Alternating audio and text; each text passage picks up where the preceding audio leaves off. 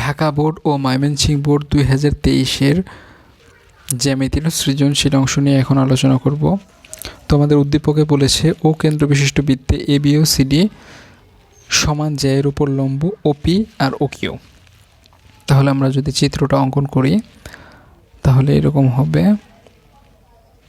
একটা বৃত্ত নিলাম যার কেন্দ্র হলো ও এবং যার দুটি সমান জ্যা, একটা এবি জ্যা নিলাম আর একটা সিডি জ্যা নিলাম এবং ধরে নিলাম এই দুইটি জ্যা পরস্পর সমান। এখন এবি জ্যায়ের উপর লম্ব হলো ওপি এবং সিডি জ্যায়ের উপর লম্ব হলো ও কিউ। এই হলো আমাদের উদ্দীপক অনুযায়ী মোটামুটি চিত্র। আমাদের প্রমাণ করতে বলেছে পি এ বি এর মধ্যবিন্দু। এখন তোমাদের খেয়াল রাখতে হবে, পি যদি এ বি এর মধ্যবিন্দু হয় তাহলে আমরা যদি প্রমাণ করি পি এ সমান পিবি, তাহলে কিন্তু আমাদের পি এ বি এর মধ্যবিন্দু হয়ে যায়।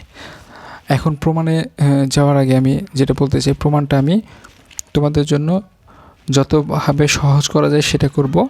আর বিশেষ নির্বাচন এবং সাধারণ নির্বাচন এদিকে আমার এত গুরুত্ব থাকবে না, আমার গুরুত্ব থাকবে প্রমাণে। তাহলে যদি পি আর পিবি প্রমাণ করতে চাই তাহলে আমাদের প্রমাণের জন্য কি লাগবে? দুইটা ত্রিভুজ লাগবে। এখন কোন দুইটা ত্রিভুজ নেব? অবশ্যই এই দুইটা ত্রিভুজ নিয়ে আমি কাজ করব। এই জন্য আমি ও এ এবং ও বিটা যোগ করে দিচ্ছি। আমার কিন্তু যদি প্রমাণ করতে বলতো কিউ সিডি এর মধ্যবিন্দু, তাহলে কি করতাম? ও সি আর ও ডিটা যোগ করে দিতাম। তাহলে আমি এখন বিশেষ নির্বাচন বাদ দিয়ে ডাইরেক্ট অঙ্কনে চলে যাচ্ছি।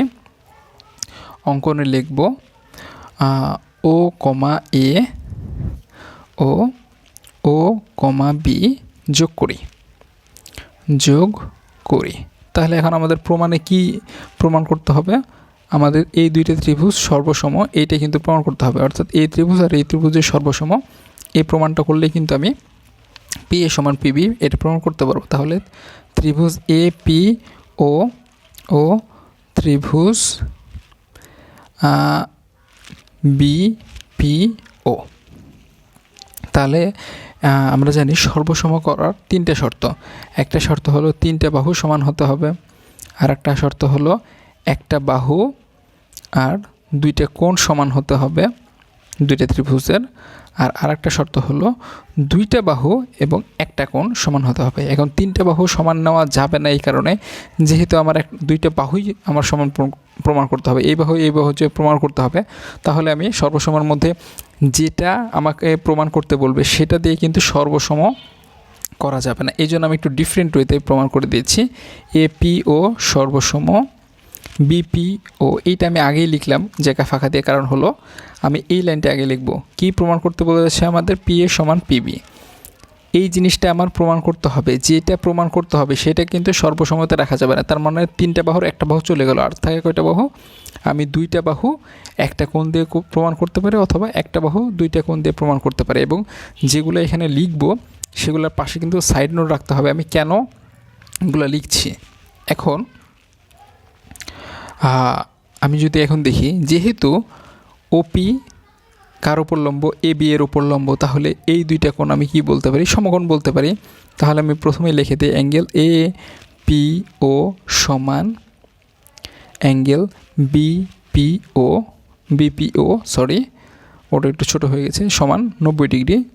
অনেক সময় 90 ডিগ্রি লিখলে টিচাররা মাইন্ড করে, তোমরা দিয়ে দিতে পারো এক সমকোণ।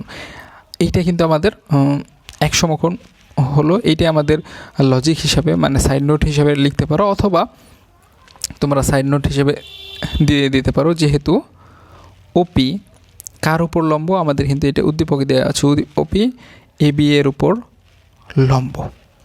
সেই ক্ষেত্রে আমরা এই পি কোণটা 90 ডিগ্রি সেটা আমরা বলতে পারি, 90 ডিগ্রি অথবা এক সমকোণ। এরপর আমরা কি দিতে পারি? আমাদের তো এই বাহু নেওয়া যাবে না, আমরা একটা কোণ নিয়েছি, আর দুইটা বাহু নিতে পারি অথবা দুইটা কোণ নিতে পারি। যাই নেই না এখানে আমাদের কিন্তু সাইড নোট দিতে হবে। ও এ বাহু সমান ও বি বাহু দিতে পারি। এখন দিব যে এটার সাইড নোট কী হবে? এটা হলো আমাদের ব্যাসার্ধ। আচ্ছা, আর কি নিতে পারি? আর সহজ একটা ওপি সমান ওপি এটা নিতে পারি, কারণ এটা হলো আমাদের কি সাইড নোট দিব? এটা হলো সাধারণ বাহু এই বাহুটা কোথায় আছে? দুইটা ত্রিভুজের মধ্যেই আছে। তাহলে কিন্তু আমাদের সর্বসম প্রমাণ হয়ে গেল। আমি এই কাজটা কেন করি, এভাবে একটু উল্টা ওয়েতে কেন করি, যার কারণ হলো তোমরা জানি কোনোভাবেই এই লাইনটা সর্বসমার মধ্যে ঢুকে না যায়। আমাকে যেটা প্রমাণ করতে হবে সেটা দ্বারা কোনো সময় সর্বসম প্রমাণ করা যাবে না। তাহলে আমরা এখন লিখে দিতে পারি, সুতরাং পি কার মধ্যবিন্দু? এ বি এর মধ্যবিন্দু।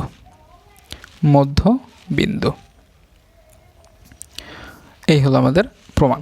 তো এই হলো আমাদের ঢাকা বোর্ড এবং ময়মনসিংহ বোর্ড 2023-এর জ্যামিতির সৃজনশীল ক্ষয়ের সমাধান।